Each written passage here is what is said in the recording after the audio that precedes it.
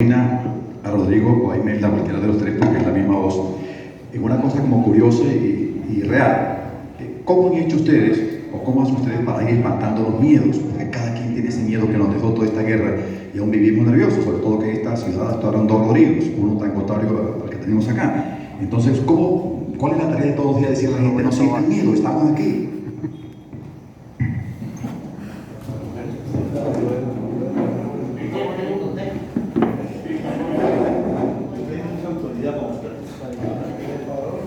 Me pongo de pie para que me vean.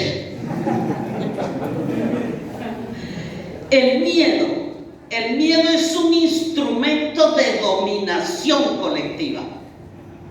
Nos asustan hasta con el desarrollo. Cuando se habla de hacer la transición de la economía extractiva hacia la economía productiva, todos los que trabajan en la minería del petróleo y del carbón se asustan y entran en pánico, porque quiere decir que nos vamos a quedar sin trabajo. No aciertan a pensar que las energías limpias, eólica o energía solar, puede generar mucho más empleo que la economía extractiva.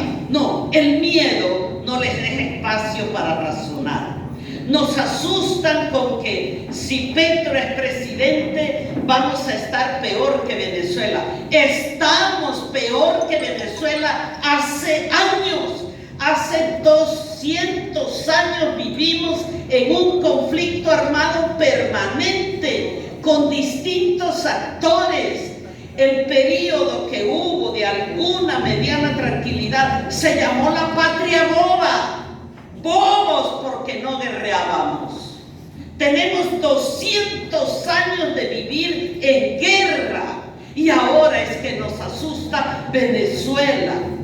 Venezuela no tiene esa historia de guerra, de hermanos con hermanos asesinándose sin saber muy bien por qué.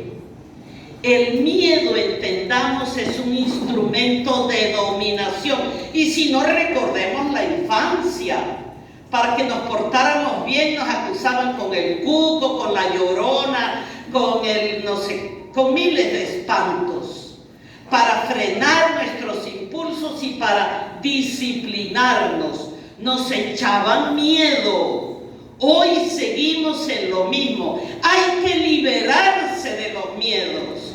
Y eso se logra razonando, encontrando argumentos a las posiciones. Se le tiene miedo al nombre Comunes y al partido Comunes. Es que ese partido es de los guerrilleros. Ajá, y se les olvidó la guerrilla liberal. El liberalismo tuvo guerrilla propia. Guadalupe Salcedo fue su comandante, a quien mataron después de que firmó el acuerdo de paz.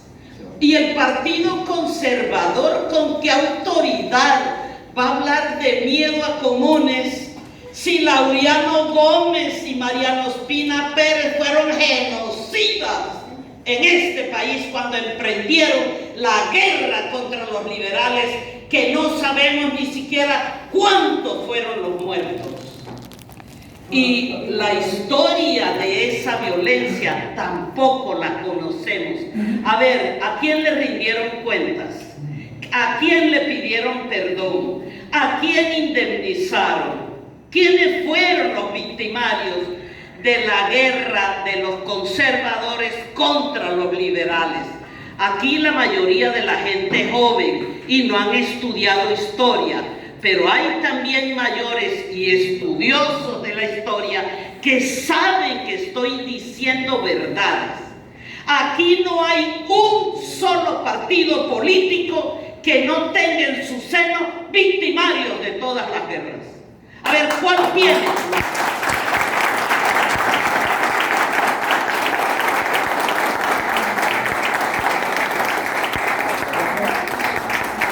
Que el Centro Democrático es de civiles. Tienen el Matarife en su seno. El victimario mayor del pueblo colombiano. Cambio Radical Cambio Radical, de conservadores y liberales. Ambos tuvieron actores bélicos. El Partido Conservador feroces, Laureano Gómez y Mariano Espina Pérez, y otros muchos que nunca rindieron cuentas de sus actos. El Partido Liberal tuvo un movimiento revolucionario liberal, MRL, que lo comandaba el que fue aquí el primer gobernador, Alfonso López Miquelsen. Y era legítimo ser revolucionario. La palabra la tergiversaron, le cambiaron el contenido para echarnos miedo. Ténganle miedo al que diga que es revolucionario. Yo recuerdo a Consuelo Araujo aquí, en nombre del Partido Liberal, proclamándose revolucionaria. Y lo era. Me consta que era y fue una gran mujer revolucionaria, Consuelo Araujo. Entonces, ahora decir revolucionario da miedo. ¿Y por qué no dio miedo antes? El polo democrático, el polo tiene en su seno gente que hizo parte del M-19, guerrilla armada. El Partido Verde tiene en su seno gente que fue del M-19, guerrilla armada. El Partido Comunista también, la Unión Patriótica también. Aquí nadie tiene derecho a señalar a Comunes de ser el único partido que en su seno tiene ex insurgentes. Entonces, esos son los miedos que nos siembran con el propósito de frenar el cambio y de impedir que esta democracia se abra, se desarrolle. Y eso es lo conveniente. Yo les cuento mi experiencia política en Suecia. Yo fui activa en la política también allá. En Suecia hay 9 partidos políticos que van desde la extrema derecha, un partido racista, xenofóbico, homofóbico, que no quiere ver negros en Suecia, que no quiere ver latinoamericanos, ni árabes, ni asiáticos. La pureza racial la proclaman. Ultraderecha. Y hay también un partido comunista, marxista, leninista, radical. Y participan todos en el debate electoral sin que nadie agreda a nadie, sin que nadie intente anular los argumentos del otro. Cada cual expone su pensamiento. Y de esa ultraderecha viene el Partido Demócrata Cristiano, el Partido Conservador, el Partido Liberal, el Partido de Centro, la Socialdemocracia, el Partido Verde, el Partido de Izquierda y el Partido Extremo Marxista-Leninista. Nadie contradice los argumentos del otro. Esa es la democracia. La democracia no es unanimismo. La democracia no es pensamiento único. Jamás. El pensamiento único es la negación de la democracia. Entonces, aquí en Colombia tenemos que perderle el miedo a la democracia.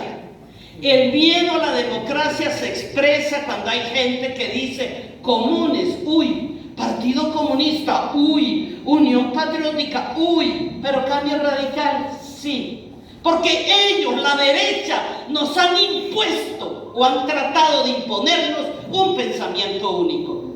Perdámosle el miedo a la democracia, es mi sugerencia. Aceptemos que la democracia es diversidad. Y la diversidad es enriquecedora. Siéntense a hablar con quien piense contrario a ustedes y si tienen juicio y paciencia aprenderán muchísimo. Uno aprende de sus contrarios y escucharlos. En Suecia cada debate electoral es una cátedra de política. Eso aquí no lo hemos aprendido, pero no es tarde para intentarlo.